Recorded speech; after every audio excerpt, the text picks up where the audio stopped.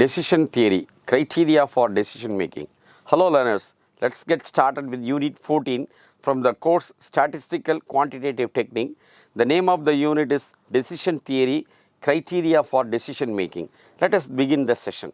Decision theory is a body of knowledge and related analytical techniques of different degrees of formality designed to help a decision maker choose among a set of alternatives in the light of their possible consequences.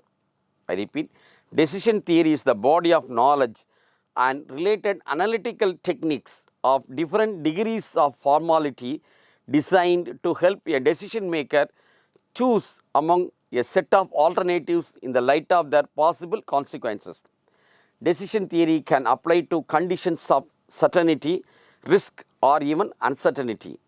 Decision under certainty means that each alternate lead to one and only consequence, and a choice among alternatives is equivalent to choice among consequence. In decision under risk, each alternatives will have one of several possible consequences, and probability of occurrence for each consequence is known. Therefore, each alternative is associated with the probability of probability distribution and a choice among probability distribution. Decision theory for risk condition is based on the concept of utility.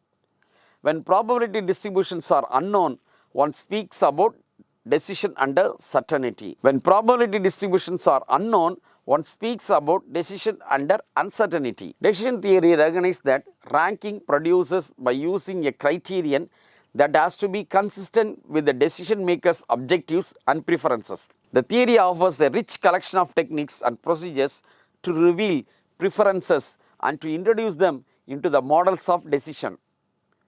It is not concerned with defining objectives, designing the alternatives, or assessing the consequences. It usually considers them as given from outside or previously determined. Given a set of alternatives, a set of consequences, and the correspondence between those sets, decision theory offers conceptually simple procedure for choice. A decision maker is a person or group of people, example a committee, who makes the final choice among the alternatives. Alternative means one of mutually exclusive course of action attaining the objectives. I repeat, alternate means one of the mutually exclusive courses of action attaining the objectives. Alternates differs in their nature or character. By mutually exclusive, we mean that alternates are competitive in the sense that if A is selected, B cannot be chosen. A course of action that combines features of selected both from A and B would be a new alternative. A consequence is the result of course of action and or of a decision taken by the decision maker. In analysis, consequences of a course of action are determined, predicted by the use of models.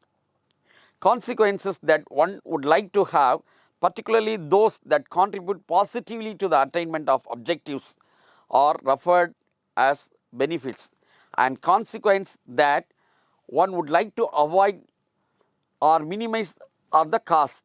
The consequences that do not bear very much on the main objectives and they are not evaluated in the analysis, but that maybe affect the objectives of other groups of people are referred as spillover or externalities.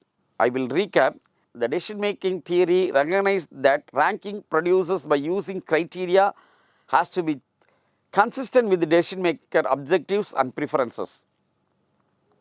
The theory offers rich collection of techniques and procedure to reveal preference and to introduce them in the model of decision. It is not just concerned with the defining objectives, designing the alternatives, and assessing the consequence.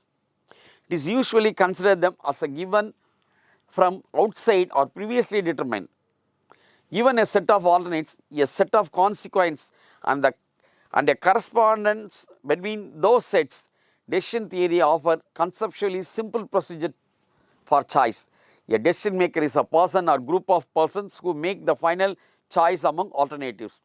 Alternative means one of the mutually exclusive course of action attaining the objectives.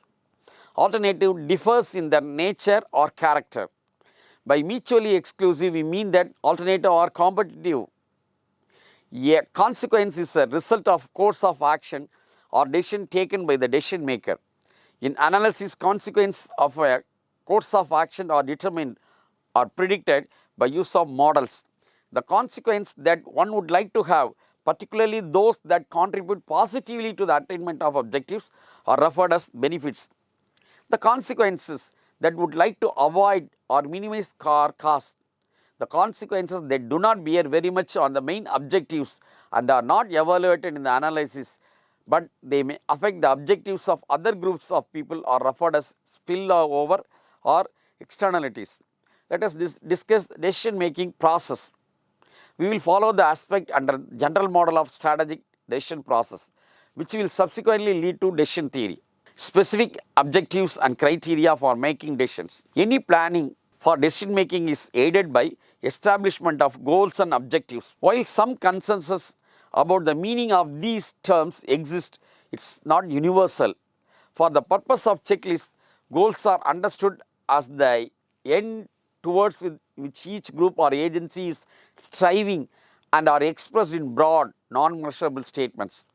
Objective are the statements for specific program of action to be taken or measurable results to be achieved within the specific time period which is accomplished, move the group or agency closer to the goal. Develop alternates. Look at your problem in different ways. To find a new perspective you have not thought of before. For this brainstorming or rapid noting of alternate, no matter how silly it is an excellent discovery process. Once you have listed or mapped alternatives, be open to their possibilities. Make note on those that needs more information or new solutions can be combined or eliminated, will meet opposition, seem promising or exciting. So, let us go for analyze and compare alternates. After listing all possible alternates, evaluate them without any prejudice. Upon weighting alternates, no matter how appealing or distasteful. This can be done rating each alternate on scale of 1 to 3 for its suitability, feasibility and flexibility. Okay, let us see about the definition of suitability, feasibility, flexibility now. Suitability refers to the alternate itself, whether it is ethical or practical. Is it appropriate in scale or importance? An adequate response or too extreme. So, suitability refers to alternative itself, whether it is ethical or practical. Is it appropriate in scale or importance? An adequate response or too extreme. Feasibility refers to how many sources will be needed to solve the problem, or how likely will it solve the problem. Flexibility refers to your ability to respond or to unintended consequence or openness to new possibilities. The alternative itself and whether you can control the outcomes once you begin, that is flexibility. Select the best alternate. Calculate a total score of each alternative. Compare, prioritize your alternates. Prioritize your alternatives. Some cautions while selecting the best alternatives. First one, don't consider any alternative as a perfect solution. There where their probability would not be a problem in the first place. Consider your intuition or inner feeling in deciding on a course of action. Return to your trusted outsider. Is there something you missed? Does he or she see a problem with your solution? Compromise. Consider compromise when you have a full grasp of the problem and your alternatives. Competing solution may yield a hybrid solution. Implement the chosen alternative. Until the solution is acted on, a decision is only a good intention. Look at here, develop a plan, inform stakeholders, compromise, then implement the solution, then monitor the progress. So, the results, procedures and process should be there. So, monitor the results to ensure the desired results are achieved. Your implementation will only be successful if you are monitoring your solution, the effects of it on the resources and stakeholders, your timeline and your progress. As you monitor your progress, if the results are not what you expect, review your options and alternatives. Finally, we come to an end of this session. Thanks for watching.